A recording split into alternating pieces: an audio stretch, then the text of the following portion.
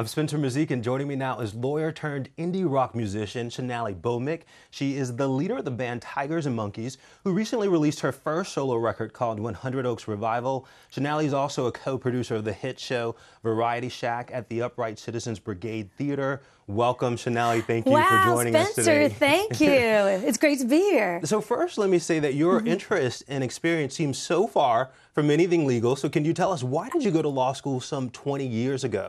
You're absolutely right. I think initially it's just a prerequisite to being the daughter of Indian American first-generation immigrants. You know, there was no question about grad school. It was just a matter of which type.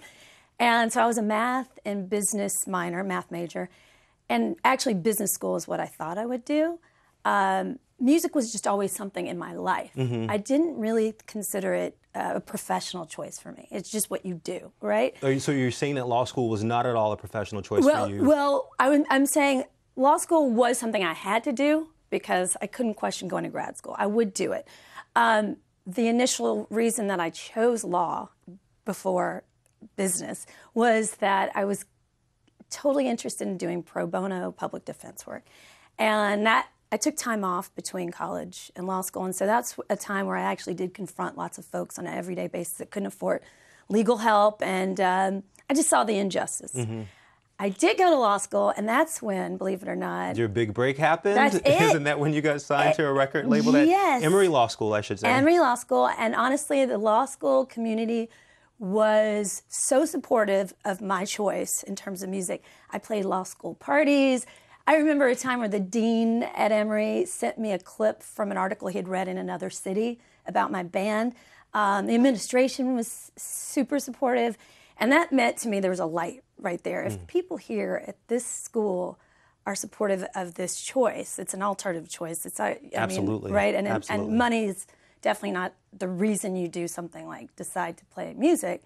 But I knew there was something else that would satisfy me in terms of a career path. And also I realized pro bono work, it's not the most financially rewarding choice, it certainly right? isn't the most lucrative. No, and so if I have these two options, my higher calling was music. It was something I'd always done since I was a child and just loved. I was going to say Ultra Baby Fat, which is the name of the band. Yeah. It also included your longtime friend and musical partner, Michelle Dubois. Yes. So is it true that you guys have been writing songs since the age of 8? Since we were little kids together. That's amazing. I grew up in Nashville, Tennessee, and her parents were involved in the country music industry there. And so we were always able to play guitars, go into a small recording room with an 8-track when we were little kids. And we had just so much fun, you know. And so it was always just something that we did for fun. It took me to go to law school to decide, let's do this, let's take it to the stage. And I mean, I think that's just such a crazy set of circumstances. It doesn't really make sense in many ways, but for me, it was the exact choice I needed to make. It's made me happy for a long time. Well, it sounds like, though, that you've had music in your veins for quite some time. I think so. But did you have to be fearless to pursue this path? Because it couldn't have been easy. I think so. I think that I've never, ever doubted being able to make a living, whatever I do. So I remember always thinking, well, what if this doesn't work out for me? The worst thing would be that perhaps I'd have to wait tables. I'll wait tables, and I'll be the best waiter that there is, you know? From a financial perspective, though, were you able to at least use your law degree to help supplement your income when things got a little tough? Spencer, yeah. Moving to New York City was a big change for me. When I was in Atlanta playing music, it was much easier financially in terms of the fact that rent was so much cheaper. So I was tutoring math with a law degree, made good money, and playing music and touring, and that was it. When I moved to New York, things changed. It's much more expensive to live here. And doing work as a contract attorney, which I've done now, I mean, it was over 6 or 7 years. Oh, wow. I cannot believe how appreciative I am of that opportunity because, honestly, I had flexibility. It's insane hours, but I found the right people to work with and work for, and they were supportive of my career as an artist. So I could take a week off to go tour, I'd take a week off to record an album here and there, and it was never a problem. So financially and flexibility-wise, it was just the perfect situation for me. And your days of contracting are over, I know, long They over. are long over. It's actually been a year as of right now. and it's been amazing. So tell us, though, how else have you used your law degree to assist your musical career? You know what? It's been amazing. I've been able to work on behalf of myself, my band, and other friends that are in the music business or just artists in general. Licensing agreements, contracts that need to be signed, publishing deals.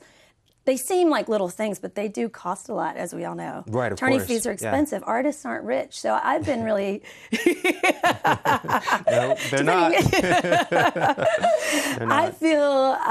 I feel very thankful that I've been able to do work on behalf of myself and other friends and help them out, you know. I would imagine it also came in handy with the formation of Little Lamb Recordings, your own independent record label. It did, and I think that goes back to the fearlessness, and I don't mean that in any sort of vain way. It just, I feel like I've never been scared of trying something new, and that's exactly what I did. I decided to start my own record label. We still call them record labels these days.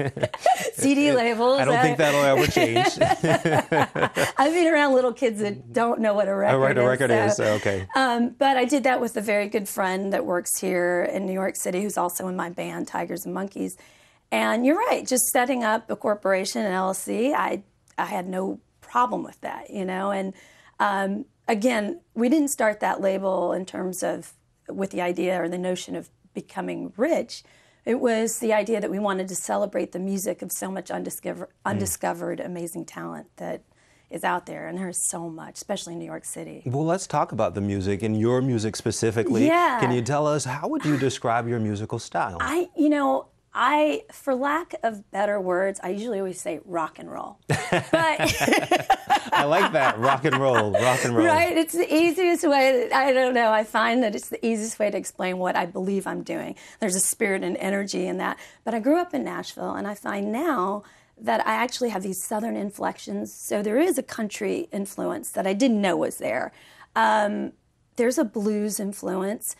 And rock and roll. I think those are the three things. I love all types of music, though. You know, I grew up, you know, my parents had Ravi Shankar records and Bob Dylan records at the same time, and Sly and the Family Stone records as a kid. My mom and dad would play these albums, and, you know, early on, I was just obsessed with music. So I hope that my music now is indescribable in one way. I hope that it's unique.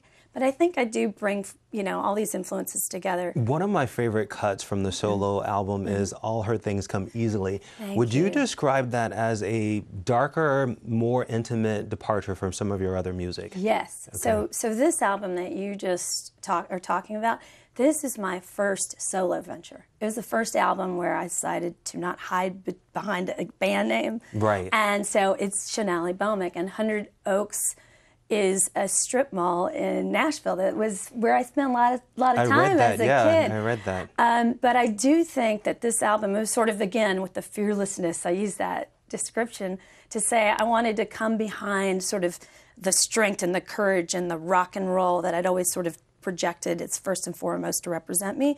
So there's a little more darkness, sadness. It seemed raw to me and very vulnerable in a way that I think people can appreciate. Yes. And so that song specifically, I think this was sort of a dedication to all the strong women in my life that I think folks don't really take the time to appreciate how much and how difficult it is, especially my mom coming from India.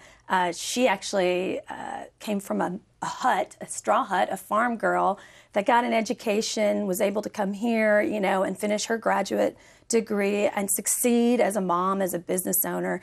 And I think, you know, if you really think about it, that was not easy. No, it doesn't sound like it. And so it sounds like your mom was certainly one inspiration for the album. Yes. What were some of your other inspirations for 100 Oaks Revival? Like I said, I think one of the biggest things was the city I grew up in, Nashville. And again, I think it was something I took for granted growing up. You think that everyone grows up in this amazing music city, music town, where as kids, everyone around me had access to guitars and keyboards. I can only imagine, yeah. And I really didn't know until even actually moving to New York. There are tons of musicians here, but they didn't grow up with the opportunity to play these instruments as kids and be in a studio. I actually recorded in a real recording studio. My friend Michelle's dad, was a songwriter, but he became the head of Arista Records at a young age, you know. But he was just a young guy from Oklahoma writing songs in the backyard, and that was an influence on me. So Nashville, that's one aspect of it. The music that was there, the people that was there, and I think there's a stereotype about growing up in the South, especially being an Indian American, and I want to expose to folks out there that there's a beauty to the South, and there's an amazing group of people there that love and support each other. And I went to a public school, and it was very integrated, and so African Americans, Indians, whites, we were friends, and I'm still friends with them now. And I just want to celebrate, some of the greatest things about Southern hospitality and people. So switching gears for just a bit, because I think we would be remiss if we didn't talk about your comedic career. Yeah. Is comedy just as important a part of your life as music is? I think it's become something that's important. I definitely know that music is something that I will not survive without. Okay. I feel like I will be making records till I'm 80. I read that you and Michelle are going to do that. Yes. You're going to put out a song together. We decided we would, and I look forward to it. We've always, even as little kids, we looked forward to being old ladies together. Just rocking She out. lives in Atlanta, but absolutely, we'll be in our granny glasses and playing rock and roll music when we're 80, and if it doesn't entertain anyone else, at least we'll be entertained, right? Absolutely. But comedy came serendipitously. I was spending a lot of time with comedians that liked my music, and I think in terms of musicians, those are some of the funniest people I know. So I was always around funny people, and be that if I think I'm funny or not, I enjoy that. It's what I'm drawn to. It's creativity and sense of humor, And so these comedians included me in their world. And when I moved here to New York, I was included in working on a comedy show here called Tinkle. And the comedians now, they're actually pretty famous. It was David Cross, John Benjamin, and Todd Barry. Okay. And the three of them decided to put on a variety comedy show. And they asked me if I wanted to be a part of it and help produce it. And I mean, how lucky for me. I just moved to New York. That's awesome. It's an amazing experience. It was amazing. And those guys are great, fantastic, super supportive, initially of my music, but of the other things I do now. And it's just organic how everything followed after that. So tell us about Variety Shac. Variety Shac. What is that? So that came from that time when I moved here, and I met lots of women that were doing comedy, but I did see that there was always one sole woman on each show. So, okay, out of a group of men, out just of a one group woman. of men. And I think that, first and foremost, we became friends, the women that I started the Variety Shac with. But there was also this other awakening to the fact that unless we lead a group or a show, it's not going to happen for us that all of a sudden there's a show filled with women on stage. We've got to make that come You've got true. to create it. So we created this show, and it started out just friendship, let's try something new. So I've been the host of this Variety Shac show, which is a live show that we've done at the UCB Theater for years now. Recently, the other members are Chelsea Peretti, Andrea Rosen, and Heather Lawless. Each one of them are successful in their own right and Andrea has a new show out. Chelsea was a writer on Parks and Rec. Heather's on a TV show on Adult Swim. A very talented group of women, it sounds like. Super funny, and I feel lucky to have been in a group with all of them. The three of them just moved to Hollywood to take it to a next level. So I'm here sticking it out in New York on my own. In New York City, you're the Lone Ranger here. Yes, I love New York. I love it. I just, in terms of creativity, it's just, there's a pulse. It's always happening. And even people with professional lives, like attorneys, even in the contract attorney world, I met so many creative people, comedians, musicians, they were all lawyers. Yeah, of course. And the support is amazing. Everyone has that energy, and so I want to stick it out here. We'll see what happens. Yeah, well, we wish you all the best. Thanks so much for joining us today. Thank you, Spencer. I love your show. Well, thank you. I think you're doing a service. I appreciate it. The album is called 100 Oaks Revival. People should check it out for sure. Thanks so much. For more information on this or other topics, subscribe to BloombergLaw.com. You can follow us on Facebook and Twitter. Thank you for joining us. Bye, everybody.